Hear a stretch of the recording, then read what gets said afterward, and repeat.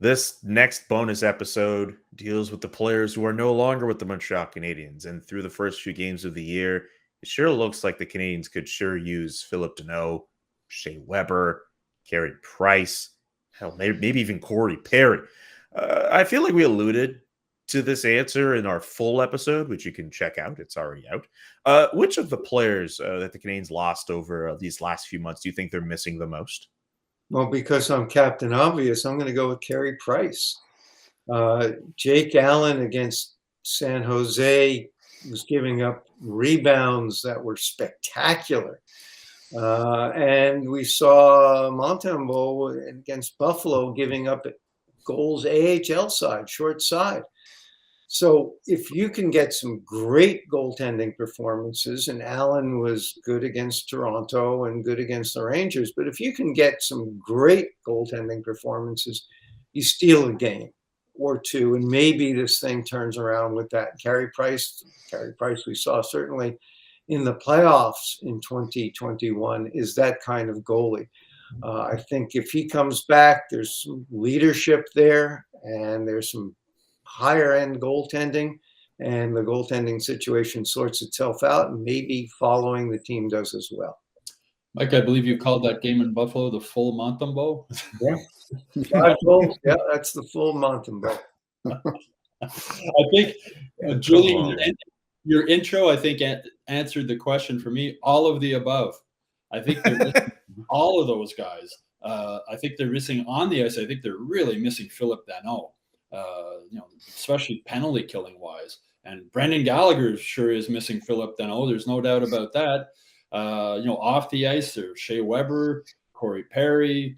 On the ice, Joel Edmondson. There's just so many guys. I mean, Jeff Petry's missing Joel Edmondson more than anybody else. And, Brendan Gallagher is missing Philip Deneau more than anybody else. I think the young guys like Suzuki and Caulfield are missing Corey Perry and the influence that he had on them. And Mike, you're probably right. I think the coaching staff is missing Carey Price. So there's a lot of missing pieces on this team, and that's why they got off to such a bad start.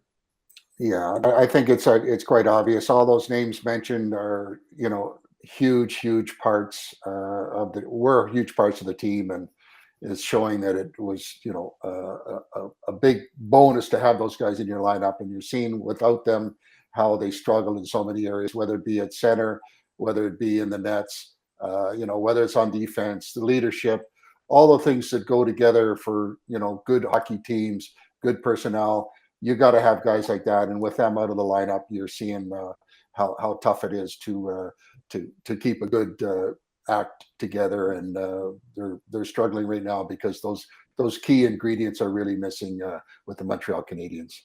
I think any team in the NHL that loses its number one goalie, its number one defenseman and captain, its number one center, 2/3 of its top line with Thomas Tatar also gone, and Joel Edmondson. So the 4 Clydesdales from the defense last playoff run, half of them are gone.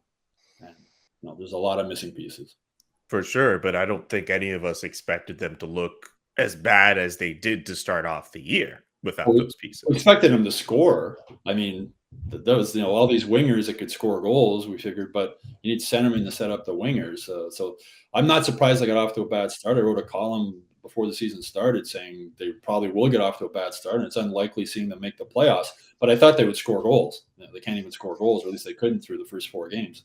If you look back over the past few years, when Montreal was good, it's always been in part because of quick starts.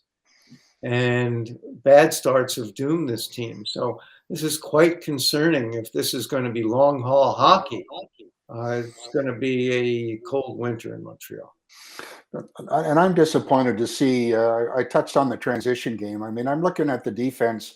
They're looking to move that puck up. And when they do move it up, there doesn't seem to be any type of support going to the guy that receives the puck, so they can generate something going through the neutral zone and into the offensive zone with any type of momentum. And, until they're able to get together so that they're coming up as a group and they're entering the zone with good puck support and under control, they're really going to struggle to generate anything offensively. And I mean, even if you look at some of the defensemen that, have to be selective, because the game is all about those guys joining the rush at good times. I don't see enough of it, and the result is they're contributing to how their offensive game has struggled. So there's some fine tuning that has to be going on, and I'm sure that the coaching staff is doing lots of video to try to tweak a few things here and there to allow them to get their game back.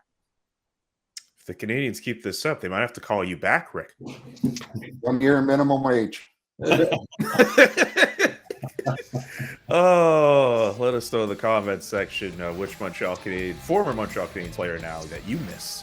And also subscribe to the YouTube page, subscribe to the newsletter, and visit hockeyinsideout.com to watch our full episode.